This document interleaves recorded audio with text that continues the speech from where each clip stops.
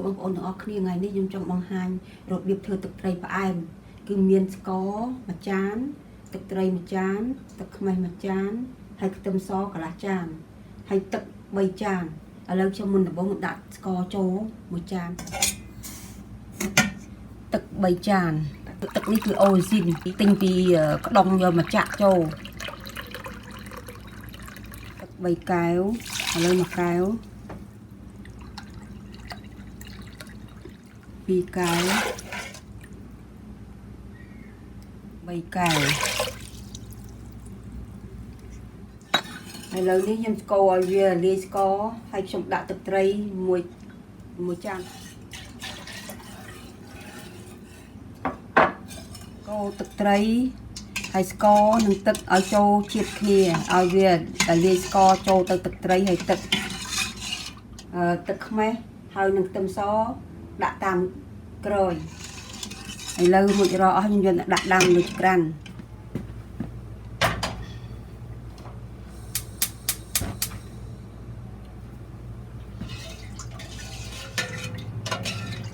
ដាក់វាដាំឲ្យពុះ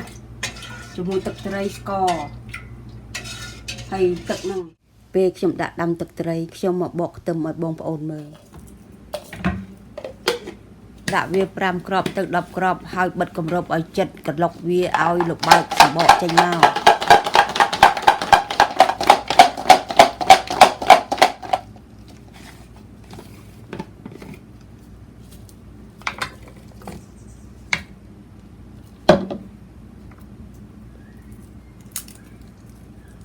ឃើញបកស្អាតហើយឃើញអញ្ចឹងណា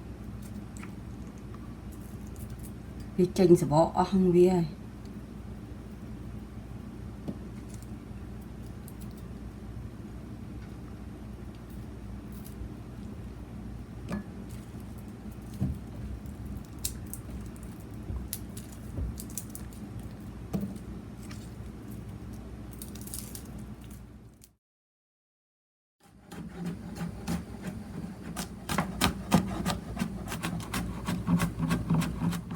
ចាំខ្ទឹមសកន្លះកែវ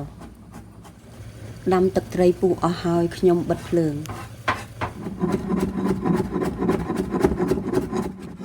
ច្រាំខ្ទឹមសឲ្យម៉ត់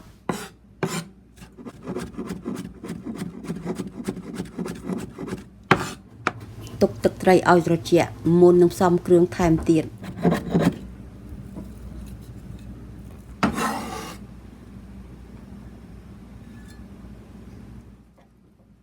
ត្រីឆៃស្ករហើយទឹកឥឡូវវាត្រជាក់ណាឥឡូវខ្ញុំដាក់ចូលទឹកខ្មេះមួយចានរបស់វាហើយដាក់ខ្ទឹមសកន្លះចាន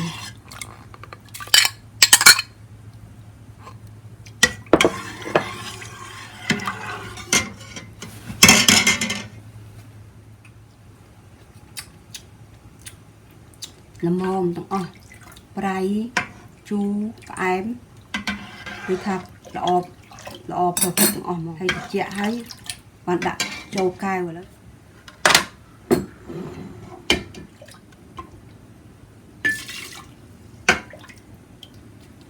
បងប្អូនទាំងអស់គ្នាលាយតាមខ្ញុំឲ្យត្រូវហើយឆ្ងាញ់ហ្មង3ចានស្ករមួយចានទឹកខ្មេះមួយចានទឹកត្រីមួយចាន